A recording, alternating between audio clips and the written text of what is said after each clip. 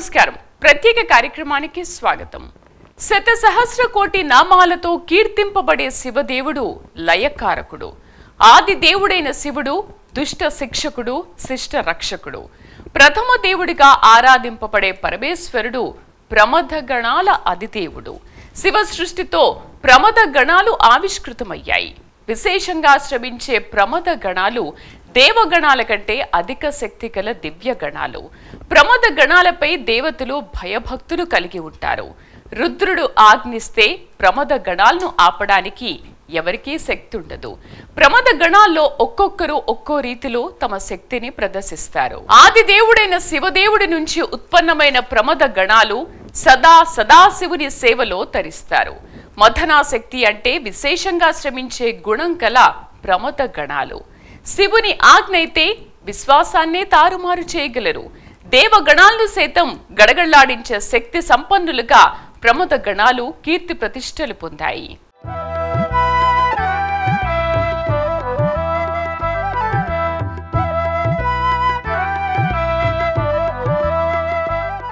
శివతేజస్సుతో ఉద్భవించిన ప్రమథగణాలు మహాశక్తి సంపన్నులు. ప్రమథ అంటే మదింపు అంటారు. మధించడం అంటే విశేషంగా శ్రమించడం అని అర్థం. కేవలం శివదేవుని మాత్రమే ఆరాధించే ప్రమథగణాలు శివదేవుని సేవకులు, దేవదేవుని ఆంతరంగికులు. సాధారణ శరీరాలకు భిన్నంగా గణాల శరీరాలు ఉంటాయి. అందుకే గణనాథునిగా కీర్తించి గణపతికి గజరాజు తలన పెట్టిన గజపతి అని కాకుండా గణపతి అని కీర్తిస్తారని పెద్దలు చెబుతూ ఉంటారు.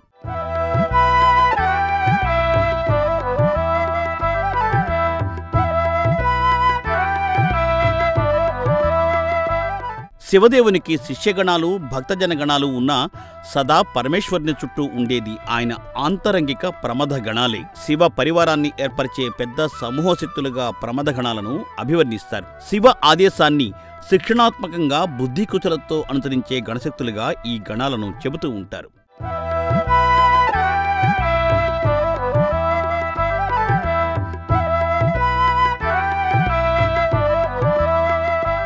ప్రమథగణాల శక్తి దేవతాగణాల శక్తి కంటే అధికంగా ఉంటుంది.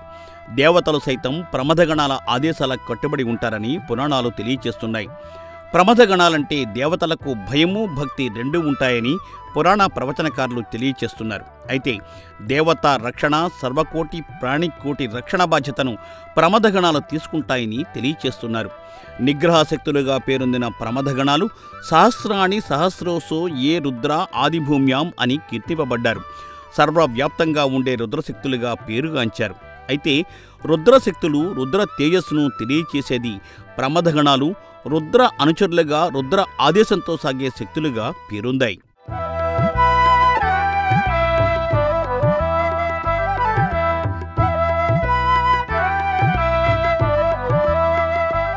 జటాజూటం నుండి గంగాజల వర్షం, సర్పహార మాలధారణ, ఢమరుక నాదశబ్దం, ఈ స్థితిగతుల సమయాన శివుడు తాండవ నర్తకుడిగా దర్శనం ఇస్తాడు. ఈ అద్భుత నటరాజ నాట్య చాతుర్యాన్ని చూసి ప్రమథగణాలు పరవశించిపోతాయని శివపురాణం చెబుతోంది. మహాదేవుని మహాభక్తులు శివ సాయుధ్యం పొందినప్పుడు కైలాసవాసంలో రుద్రగణాలుగా మారతారని పెద్దలు చెబుతున్నారు. శివసేవే పరమావధిగా భావించి సదా శివాజ్ఞ కోసం పరితపించే కైలాసవాసులైన శివానుచర గణాలే ప్రమథ గణాలు. నందీశ్వరుడు, భృంగీశ్వరుడు, చండీశ్వరుడు ప్రమథ గణాల్లో ప్రధానమైన గణాలుగా పవిత్ర పురాణాలు తెలియజేస్తున్నాయి.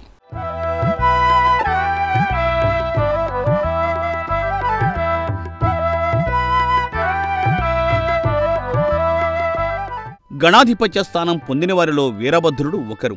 సాక్షాత్తు శివస్వరూపంగా కీర్తింపబడే వీరభద్రుడు శివ వ్యతిరేక శక్తుల పాలిట అతి భయంకరుడు. శివశక్తిని తెలుసుకోలేక దక్షుడు అహంకరించి కుమార్తె పార్వతీమాతను పుట్టింట అవమానపరుస్తాడు. శివునిపై నిందాపూరిత వ్యాఖ్యలు చేసి అనుచితంగా ప్రవర్తిస్తాడు.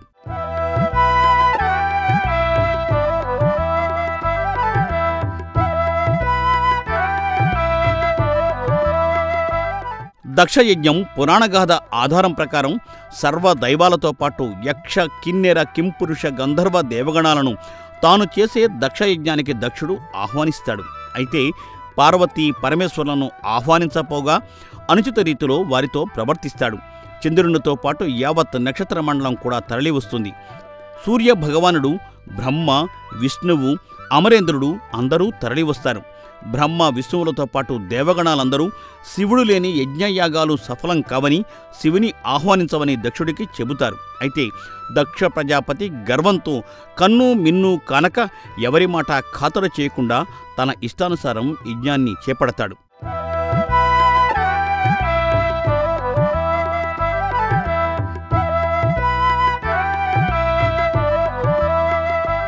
పుట్టింట అడుగుబెట్టిన సతీదేవిని దక్షుడు అవమానపరచడంతో జగజ్జనని ఆవేదన చెంది అగ్నికి ఆహుతి అవుతుంది. అప్పుడు భీకర రూపం దాల్చిన కైలాసంలో శివతాండవం చేస్తూ తన జటాజూటంలోని జడను తీసి నేలకు కొడతాడు మహాశివుడు. ఉగ్రరూపంలో శివుడు తాండవం చేస్తూ సృష్టించిన ఆ మహోగ్రుడే వీరభద్రుడు. శివ ఆజ్ఞానుసారం దక్షయజ్ఞం భగ్నం చేయడానికి వీరభద్రుడు బయలుదేరతాడు.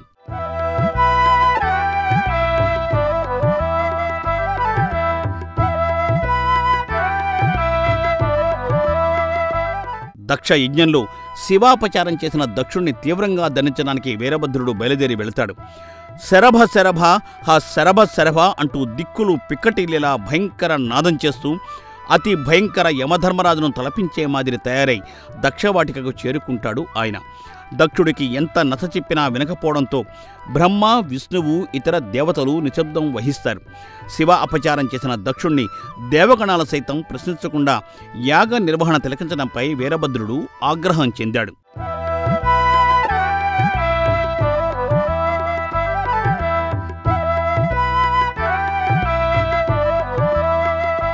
ఉగ్ర నరసింహుడి మాదిరి దర్శనమిచ్చి శివ జటోద్భవుణ్ణి చూసి దేవతాగణాలు భీతిల్లాయి. అయితే దక్షవాటిక ముందు భాగాన కూర్చున్న సూర్య చంద్రుడు రౌద్ర రూపంలో ఉన్న వీరభద్రుడికి నచ్చచెప్పడానికి ప్రయత్నించగా వీరభద్రుడు మరింత ఆగ్రహం పొందాడట.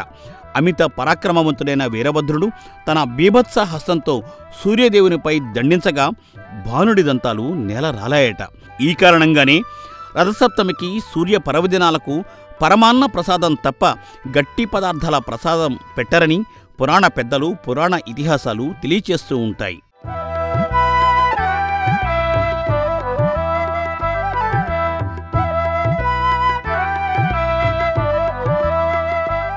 శివుని ప్రమథగణాలలో ఆదివృషభం ఒకటి.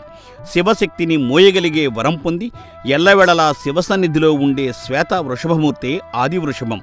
సృష్టికి పూర్వమే శివుడు ద్వితీయ శంభునిగా ధర్మదేవతను వృషభ రూపంలో సృష్టించినట్లు పురాణాలు చెబుతున్నాయి.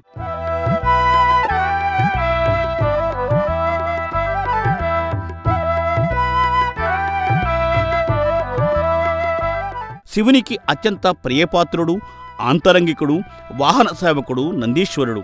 మహాశివభక్తుడైన శిలాదుని పుత్రుడు నందీశ్వరుడు.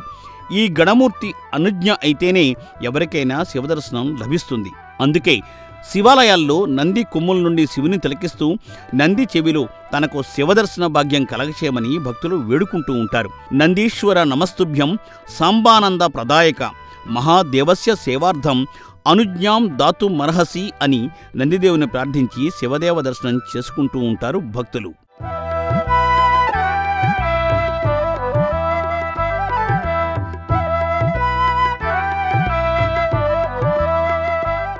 పరమేశ్వరుడి పరమభక్తుడు భృంగి. శివ ఆదేశం, శివ ఆజ్ఞ కోసం ఎప్పుడూ పరితపిస్తూ ఉండే భృంగి శివ ఆరాధన తప్ప మరో ఆరాధన ఎరుగడు. పార్వతీ పరమేశ్వర్లు కూర్చుని ఉన్న సమయంలో ఆ ఆది దంపతులకు ప్రదక్షిణం చేయడంపై భృంగి సంశయించాడు. శివుడు ఒక్కరికే ప్రదక్షిణం చేయాలని తలచి భ్రమరంగా మారి శివ ప్రదక్షిణ చేశాడు. యక్ష, రాక్షస, గంధర్వ, కిన్నెర, కింపురుష ఋషిగణాలన్నీ పార్వతీ పరమేశ్వర్లకు ప్రదక్షిణం చేసి వినమ్రంగా ఆరాధిస్తే భృంగి కేవలం శివుడికి మాత్రమే ప్రదక్షిణ చేయాలని భ్రమరం రూపం దాల్చి తిరగడం ప్రారంభించాడట. దీంతో పార్వతీమాత ఆగ్రహం చెంది శపిస్తుంది. దీంతో పాదరహితుడు కాగా శివుని వేడుకుని అనుగ్రహం పొందుతాడు ఆయన. భ్రమరంలా మారి శివ ప్రదక్షిణలో చేసినవాడు అయినందునే ఆయన భృంగిగా పేరొందాడు.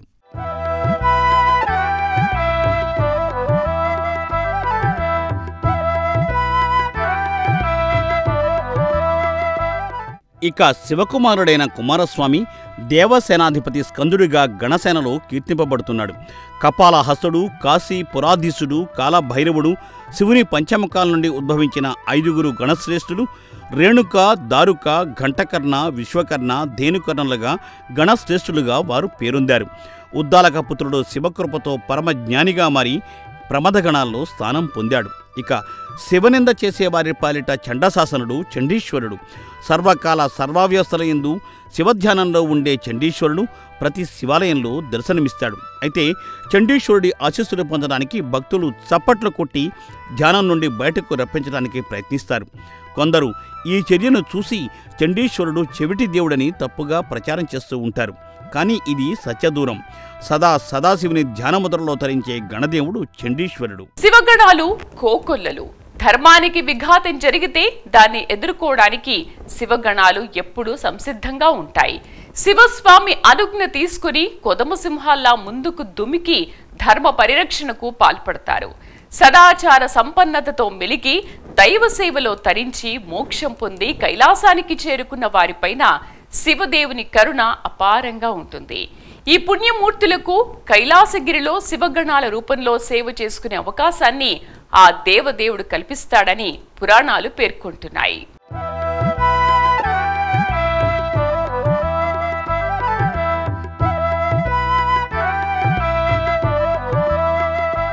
ప్రమథగణాల్లో చేరిన భక్తాగ్రేసురుల్లో ఎందరో మహర్షులు, మహనీయులు, మహాభక్తులు ఉన్నారు. దదీచి, అగస్త్యుడు, ఉపమన్యుడు, పప్పిలాదుడు, దుర్వాసుడు తదితర ఋషులు శాంభవ దీక్ష స్వీకరించి గణస్థానం పొందినట్లు శివపురాణం చెబుతోంది.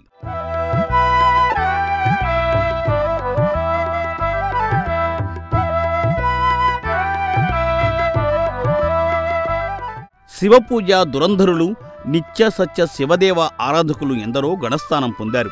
విభూతి, రుద్రాక్షలు ధరించి శివలింగాన్ని మెడలో వేసుకుని శాంభవ దీక్షలో ఉండే ఎందరో శివయోగులు సైతం ప్రమథగణానికి చెందినవారిగా భావించవచ్చునని పెద్దలు చెబుతున్నారు. ఈ మహనీయులు కేవలం శివదేవ క్రతులు, శివకర్మలను మాత్రమే శ్రద్ధాభక్తులతో ఆచరిస్తారు.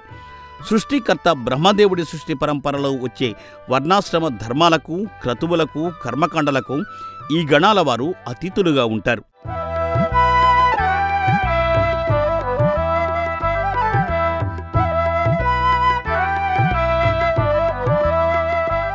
అనన్య శివభక్తి కలిగిన భక్తి శిఖామణులు సాక్షాత్ శివదేవునితో సమానమని శివగణాల ఆరాధకులు చెబుతారు. అందుకే ఈ భక్తులను వీరమహేశ్వరులుగా, జంగమ దేవర్లుగా పిలుస్తూ ఉంటారు. జంగమలు గురు పరంపరలో, శివశరణలు శిష్య పరంపరలో గణస్థానం పొందుతారని పురాణాలు తెలియచేస్తున్నాయి.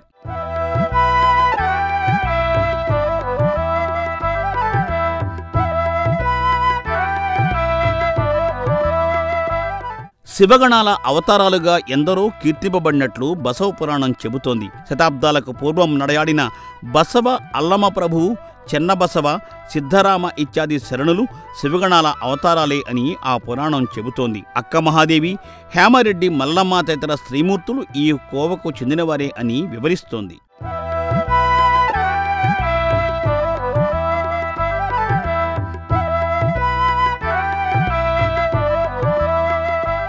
అలాగే గణాలలో పలు రకాల వారు ఉంటారని బసవ పురాణం చెబుతోంది. శివ సారూప్యంతో ఉండేవారు కొందరైతే ఇచ్ఛాధార రూపాలతో కొందరు ఉంటారని చెబుతోంది.